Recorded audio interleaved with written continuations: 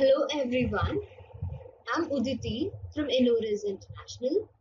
As a part of the research course, I'll be talking about critical appraisal and concluding results from systematic reviews. So, the objectives for this part are what is a critical appraisal, what is its importance, and what are the steps involved in conducting one, what important things are to be kept in mind while doing a critical appraisal.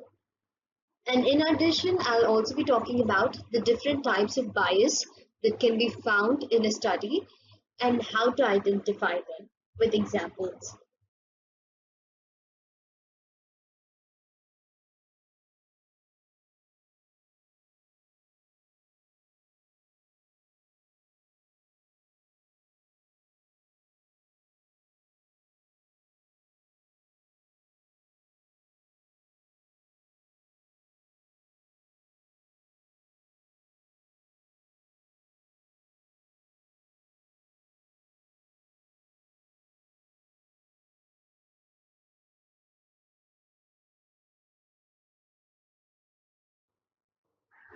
A critical appraisal is the systematic approach of evaluating the quality and relevance of research studies, literature reviews, and other sources of information. Basically, it is like a review for a research article, as in, you might have seen comments about movies and books, TV shows, etc. Some of them are quite analytical as to how the actors are acting, how the music is, how the screenplay is, or like how the author has used their words in it, etc., etc., etc. What's good about it, what's bad about it. So, critical appraisal is something like a review, but a more analytical form. Like it's very systematic and it talks about what is there in the research paper that has been studied and what is lacking in it. And additionally, you can also make suggestions as to what can be improved.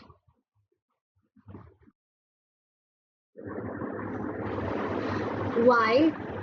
Why do we need a critical appraisal?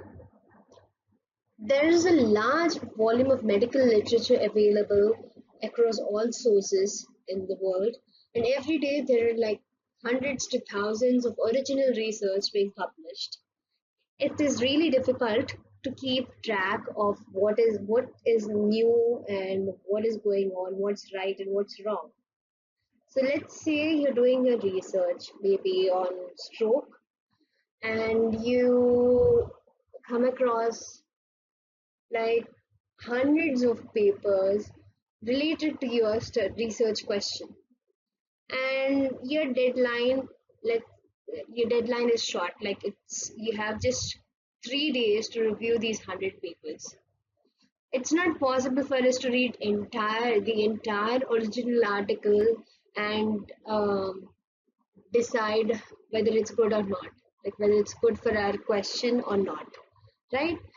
A critical appraisal will help you do that. It basically helps you summarize what's inside the paper and what are the things in it, if it's a good quality one or not a good quality one, and you can just choose what papers are required. It eases the process a lot. Secondly, critical appraisal can also help design research questions for future studies. Let's say you're reading, like you are in the process of doing a literature review for your research on stroke, and you come across some part of the article, and it strikes a question in your mind. So maybe it's feasible for you to do a research on it. And this is how people come up with new research questions. Reading previous research can help you design more new research questions, and critically appraising them helps it. Thirdly, it is an important part of evidence-based medicine. Now, what do you mean by evidence-based medicine? Evidence-based medicine is like whatever you say, whatever you talk about, whatever treatment you're giving, it should have some kind of evidence, and it should Again, the evidence should be of good quality. As we know, there are like different levels of evidence. Systematic review comes at the top, systematic review and meta-analysis comes at the top, and narrative reviews come somewhere lower. So a critical appraisal also helps in evidence-based medicine. Lastly, it helps understand science much better. Well, because while doing a critical appraisal, you keep analyzing what's inside the paper and you take a shorter amount of time, and it makes things concise and easier for the next person who's reading your report on that paper, and they understand the concept clearly. Now, what are the components of a critical appraisal? Balanced assessment of the benefits, strengths, and weakness of a study, assessment of the research process and results, consideration of quantitative and qualitative aspects. I'll be talking about them furthermore in the next slides.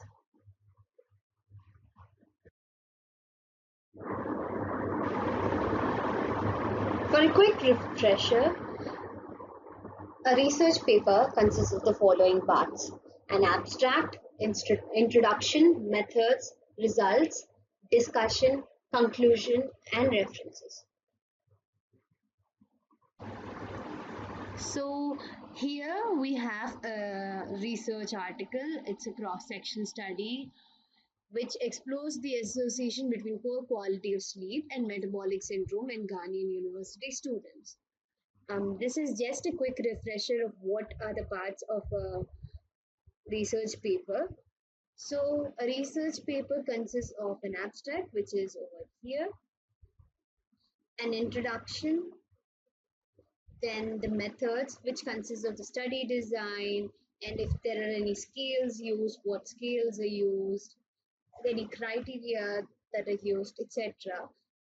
And results. Results discuss what results part discusses what was found in the study, and it also shows some. It also will show some use some tables and some bar graphs, some pie charts, etc., to represent data that has been found in the study. Discussion is like an interpretation of what was found in our studies, and additionally supplementing it with existing literature available.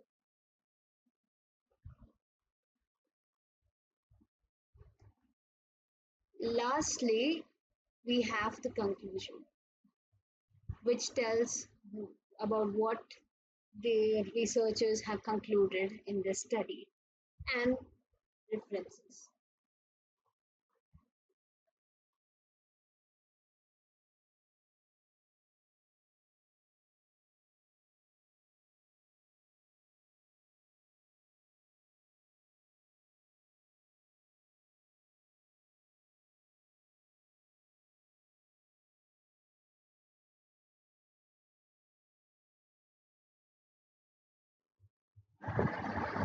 The first step in starting with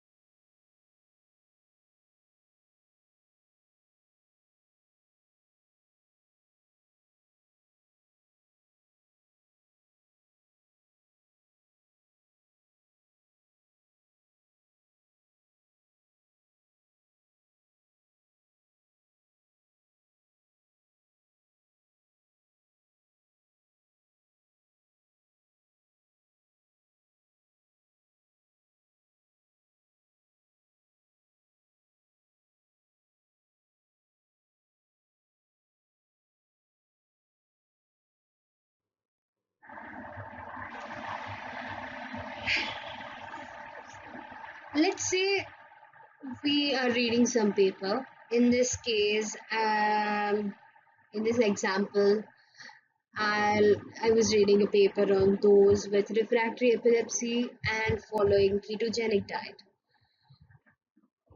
So, if you need to get a clarity on what is going on in the paper and what's happening, everything, the first thing that you need to figure out is what question was the researcher asking before they started this research, and what what was the outcome that they're expecting. Am I right? Like if you know what was the question and did they get their answers, that would make your job easier, right? So that is why we're reframing the question once again to help us understand what's happening in the paper. So according to the PICOT format, that is population intervention control outcome time, we can divide the paper as such.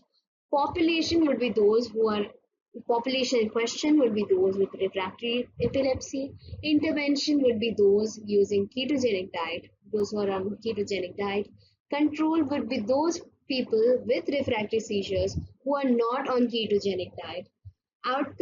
The outcome that is expected is by the end of the study, the the people, the patients who have refractory epilepsy and are following a ketogenic diet would have lesser episodes of seizures. Now time is not really a constraint in this study, but in certain studies time would really matter. Like let's say there is a study that's being done for 6 months, then in that sense, like it's a study that's being done over a period of 6 months, like a prospective study that's done over a period of 6 months, then the time would be 6 months. If it's done over a period of 1 year, and so on. But most studies do not have a specific time period set. So, yeah.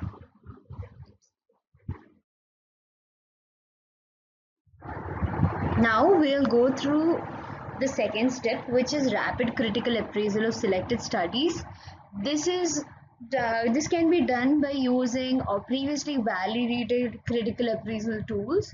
There are a number of tools, and they are dealt in other presentations. But I'll be just listing a few tools that are commonly used. So for randomized control trials, we use CONSORT, which is Consolidated Standards of Reporting Trials. For systematic reviews, we use JBI checklist, that is Joanna Briggs Institute checklist, and AMSTER checklist. For narrative reviews, there is a scale that has been recently developed, the tool that has been recently developed called Sandra. Scale for assessment of narrative reviews, and observational studies, we use stroke guidelines. So these tools are have been used multiple times and can help you in selecting studies for your research. Step 3, evaluation of chosen studies. Evaluation of studies should be done to compare and contrast the evidence present in the studies. So before choosing a study for whatever reason, maybe adding it as a reference in your paper or using it for a systematic review, it's important that you assess if the study is good for you, right? So how can we evaluate the studies? There are 5 criteria: the quality, the size of the study, the direction and magnitude of results, direct versus indirect comparisons, and relevance of results with respect to question. This is more so specific for choosing studies while doing a systematic review or a meta-analysis. Coming to quality, quality can be assessed by analyzing the risk of bias, which is again taken care of in another presentation. The size of study helps us to know the precision. So let's say there is a study that has been done in 10 people and the same study has been done in 100 people. What would you think would be a better one? The one that's been done in 100 people, right? because there are more number of people involved, and so you'll have more results and better way to compare, because not all people are the same, right? Larger sample size, the better. Then, but again, it does not apply to all cases, but for community based studies, larger the size, better. Then, direct and magnitude of results. So direct and magnitude of results can be uh, assessed by understanding, like analyzing the consistency of the studies. Let's say you're going through a study and you're going through the values that are in the data, and you find that the data is very inconsistent compared to previous studies, like similar studies that have been done in the past. So, like, they don't really match. So, it means that the paper is not of a good quality. Then, next to it is uh, direct versus indirect comparisons, which can be assessed by directness. And lastly, relevance of results with respect to question, which can be analyzed by using applicability. That is, how applicable is this research to the population in question? Is it going to change anything or not?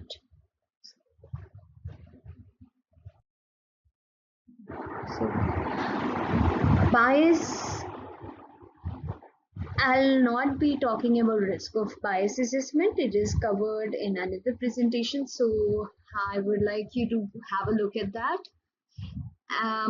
What I'll be covering about is the different types of bias.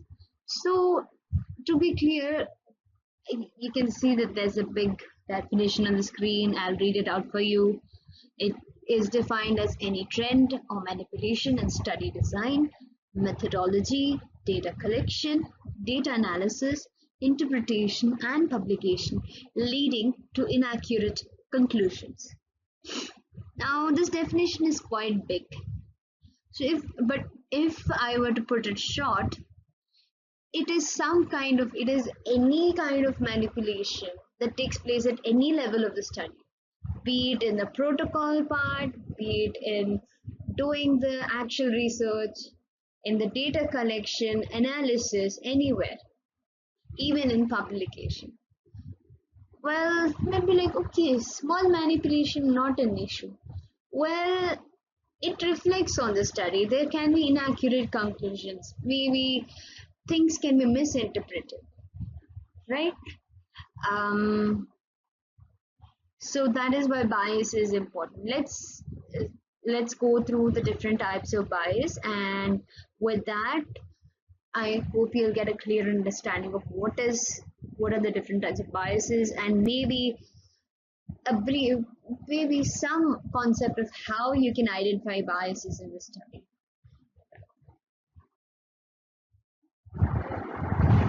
Let's go through the different types of biases. Firstly, selection bias. Selection bias, as you can see, it is something related to the population, like some problem with selecting the study population, right? The first one, undercoverage bias, as it's obvious, it means that the number of people chosen for the study is less, like the sample size chosen for the study is quite less, and some people are all even excluded out of the study. They're not even considered because of the small sample size. Okay. Then second one is sampling bias. So if you're studying in India, you have something called community medicine, wherein you also learn about statistics. So um, in that there is a concept called sampling. There are different types of sampling: simple random sampling, multi-stage sampling, etc., etc. So if there is a sampling bias, it may so happen that some population will get systematically excluded. Let's say we are taking a hospital of 100 beds. Okay, like maybe you're studying something on some infectious disease, like maybe let's say malaria, and there are like 100 beds for this in that for infectious diseases in that hospital. So now you go by choosing. this way, like bed number 1, then bed number 4, bed number 7, etc., etc. Chances are that you're going to miss some of the people who actually have malaria. Like maybe bed number 2 might also have malaria, but you miss the patient on bed number 2 might also have malaria, but you miss that. So that is, so it means it's not representative of the entire people, entire group inside the hospital suffering from malaria, right? So that's one example. And additionally, since you're only choosing the infectious diseases ward, you're not choosing any other ward. There are chances that you're excluding people in those wards as well, like those departments as well, who are suffering from malaria. So again, it's not representative of the entire percentage of patients who are suffering from malaria and are admitted in the hospital for that cause, right? Because you're only choosing one ward of 100 patients. Next is non-response. Non-response generally comes when there is a questionnaire involved. So if anyone has done a questionnaire-based, survey-based study, they might have experienced this. So let's say our target was to get 150 responses and you did send it in a group of 150 people, but only 100 people answer and the rest 50 don't. So that's simple as that, non-response. It's going to exclude some of the population. Additionally, it might so happen that if you're using Google Forms, there are people who cannot access the internet. Again, that will also come as under coverage actually. So if you're using Google Forms and you're trying to conduct the survey, it may so happen that some people do not have access to the internet or some people do not know how to use the internet. In such cases, it'll come under coverage bias and not non-response. Non-response is when you send to a specific set of population your study sample and the participants in that group do not answer. Well, under coverage is when you send it to your population, but you exclude some of the population because they don't have something or because of inappropriate sample size calculation. So that is one. And the next one is survivorship bias. Survivorship bias usually happens in case control studies. So case control studies usually involves rare diseases, right? You take a set of cases and then you study, like you said, take a set of patients who have the disease and then study on them. That's what a case control study is. So we the thing is, many of these rare diseases have a set like a fixed set of guidelines, right? If a patient fits into this, then they come into it. Otherwise, they do not. Okay. So some of the patients are excluded out of the study because they do not fit into these criteria. That is what survivorship bias is. Additionally, it may so happen that because rare diseases are rare, so we do not really like, there must not have been many studies done on that case. So it may so happen that the treatment that we're giving was not effective and the patient passes away. So in such cases, you again lose some population, right? So it's more common in case control studies. The last one is attrition. Attrition means loss to follow up.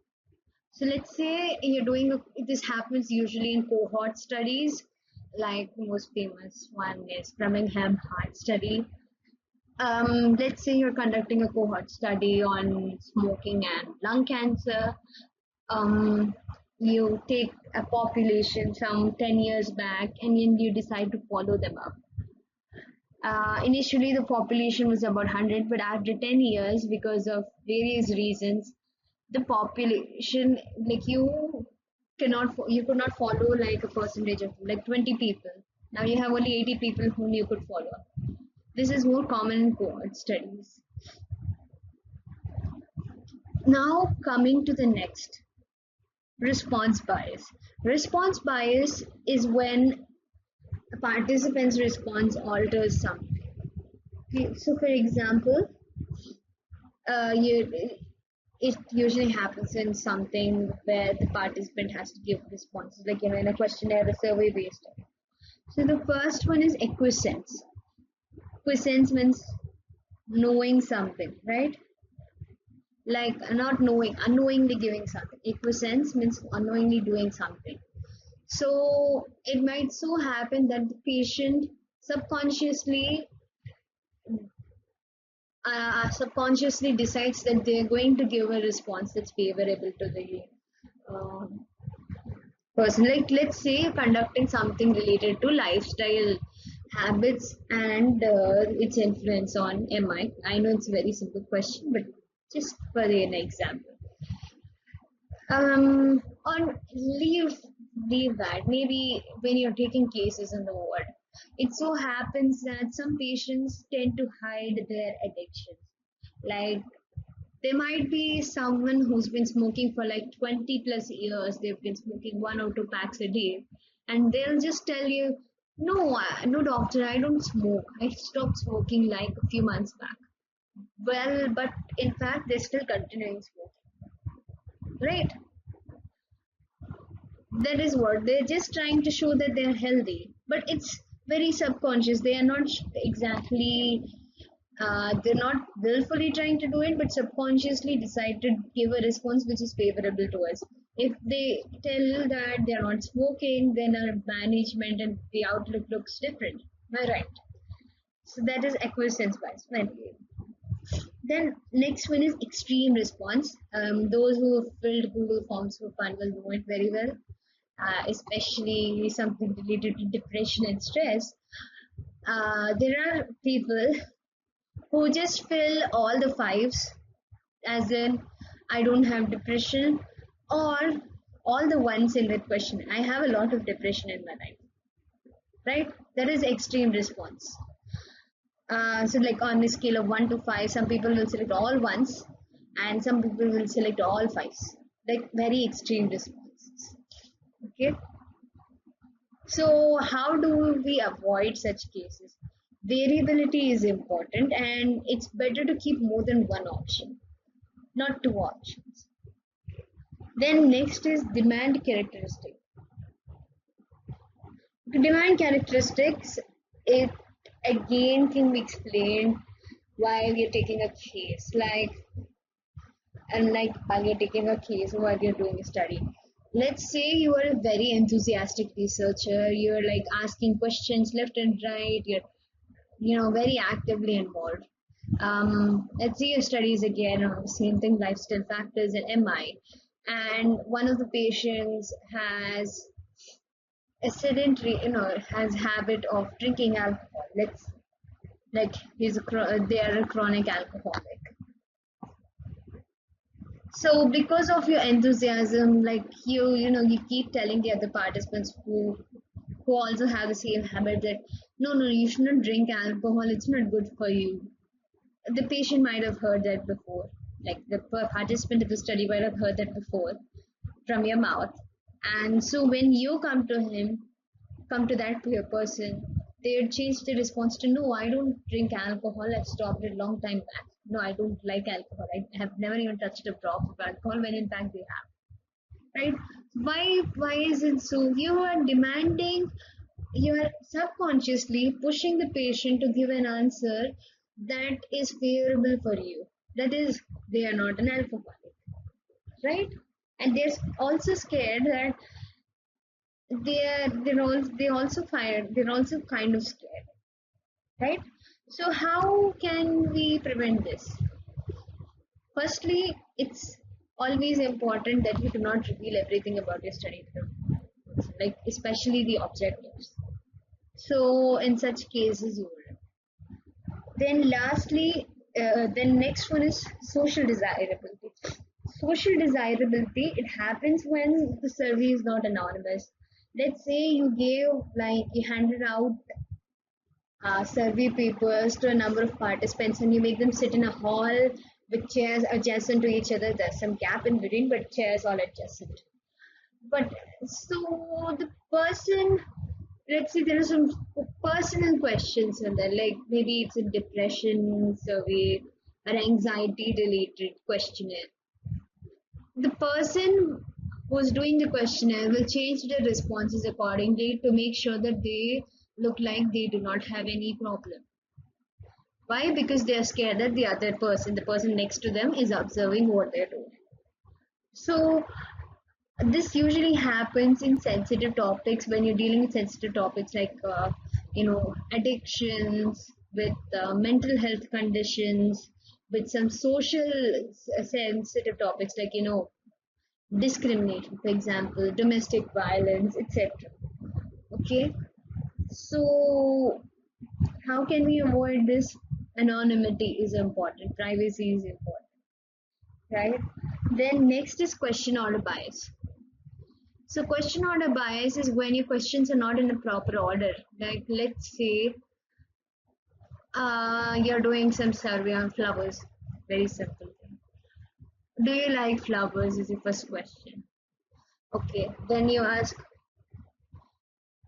what color flowers. Okay. Then you ask why do you like flowers? Like I know it's not a very clear questionnaire, but let's say your question is all haphazard. There is no specific order, and so what will happen is that the person who's doing the questionnaire will be confused. What should I respond? What is the researcher expecting from me? Right? So in such situations, again, there'll be a problem. So it's always important to keep your questions in order.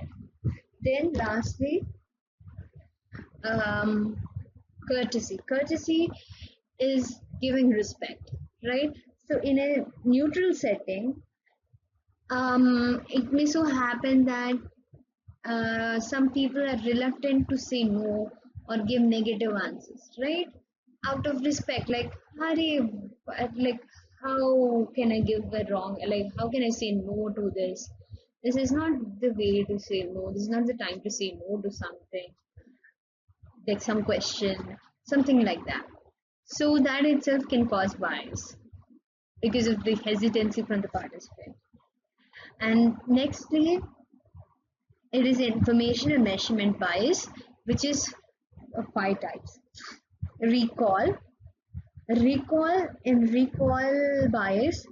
The people, it usually happens in surveys where depending on people's anecdotes, like maybe some social survey on maybe let's say you're doing a study on the aftermath of some natural disaster. Some people may forget details because of the trauma, right? So that's one thing. So how can we reduce it? By reducing, like by choosing people of the same recall level. Next is performance bias. So it so happen, let's say you're doing your study in a community, like some place, okay, only a few people are educated, the rest are not. So only that means only a few people are at the same level of understanding as you. The rest people do not understand what you're saying. They have no clue about what you're saying. So what would you do? You would generally try to prefer people who can understand what you're doing over people who cannot understand you, when in fact you should do survey for the entire population in that place, right? So that is one way wherein the researcher focuses on people who have likable outcomes. And another one is when uh, there is it's like some kind of study involved wherein there's some drug or some kind of intervention involved. If the patient knows about the intervention, let's say, there is a chance that the patient may put more effort into it. And this is called as John Henry effect. Then the third one is observer bias. Observer or interviewer bias is when the participant or the researcher or someone already knows the outcomes, right? So in such cases, it will. So let's say you're doing an RCT,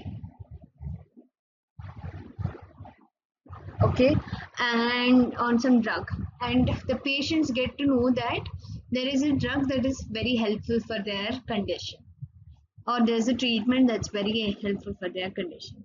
So now, what are they going to do?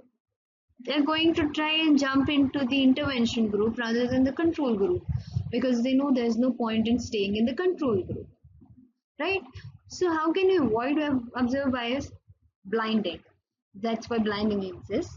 So blinding, it's of three types. Single blinding is when the participant does not know. Double is when the participant and the observer, person who's observing, does not know, right? And triple is when the interpreter does not know. So usually double blinding is preferred. Interpreter means statistician, the one who's crunching the numbers for us, right? And observer means us, the people who are conducting the study. So this one. Then regression to the mean. Regression to the mean, it means that a variable showing an extreme value in the first measurement will tend to fall towards central values, towards the mean. That means a variable that's in a study, which shows an extreme value in first measurement. Like let's say you're taking BP measurement in a set of people. Okay, like for some reason, for some study. You're supposed to take 3 recordings. So the first measurement comes out to be very high, like as if the patient has hypertension. The second value, it comes out to be somewhere less, but somewhere close to the normal value, but it's still high. The third one comes close to normal. Okay. So what do you see? It was very high. Slowly it has come to the midline, which is the normal average value, right? So that is what regression to the mean is. Then lastly, confounding bias. Confounding bias is confounded bias. It's quite difficult to analyze. It takes time and practice, but let's start it off with a very simple example.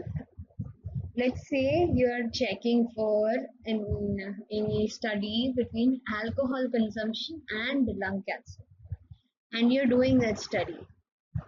But in the middle of the study, you find out that some of these people who are alcoholics are also smokers.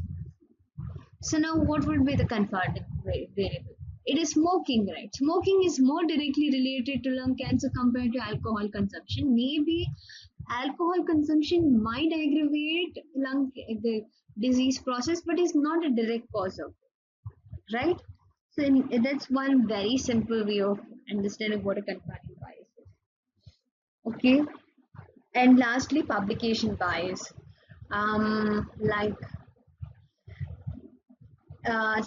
publishing only papers with positive results, rejecting papers with negative results, uh, publishing papers from some areas and not publishing papers from some other areas, etc., etc. So there are a lot of ways by which publication biases can happen, predatory journals and etc.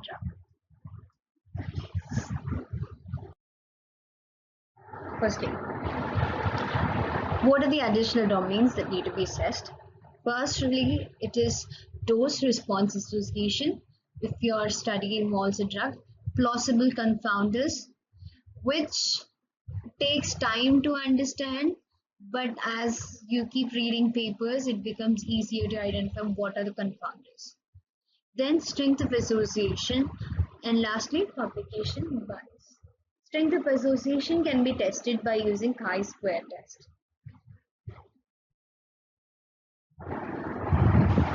Now, there are certain things that need to be kept in mind when you are doing a critical appraisal for systematic review.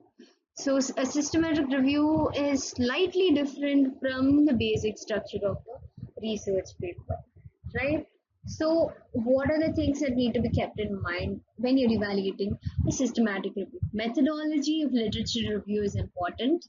Quality of evidence used, like what type of studies are used, RCTs, um, cohort studies, cross-sectional studies, etc. Like that is, for example, a study design. Let's say population based on the population, etc. Then publication bias, then data abstraction, pooling results, and what are the outcomes of the.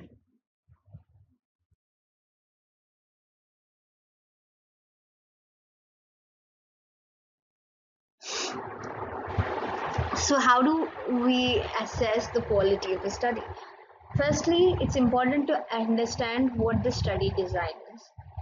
Then, applying predefined criteria for study design, conduct, and reporting, study conduct, reporting, and bias, which I've explained before, and then finally arriving at a judgment of the quality of the study.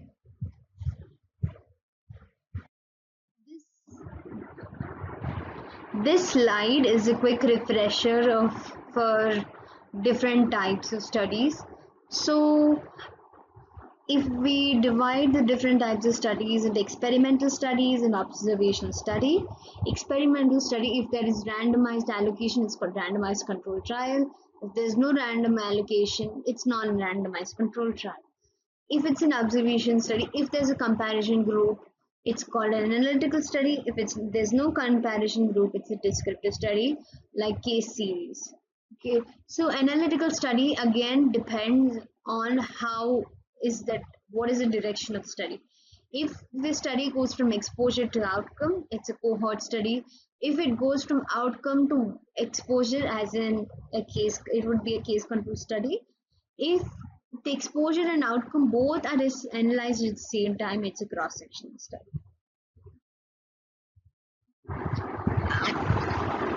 This slide shows the different levels of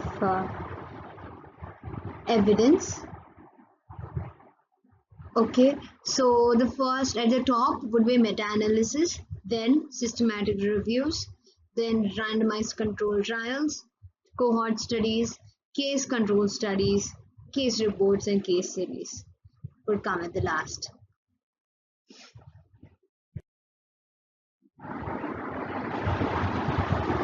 Fifth step, interpretation of studies.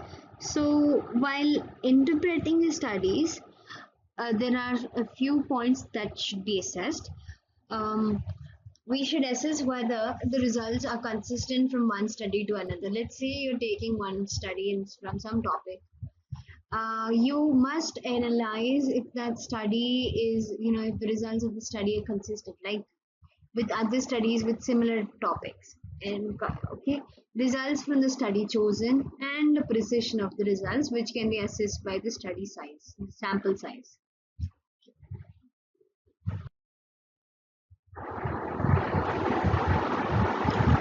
Recommendation, these are definitive statements based on what is known from the body of evidence. What are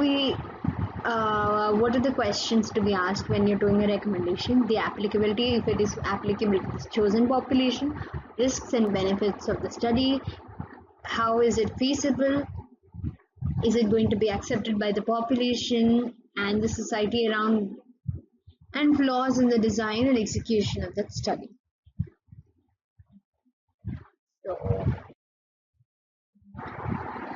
So we've come to the end of the presentation. For further reading, you can go through the following links. These are my references from where I've taken the content. Thank you, and if you have any questions, you can write down in the comments below.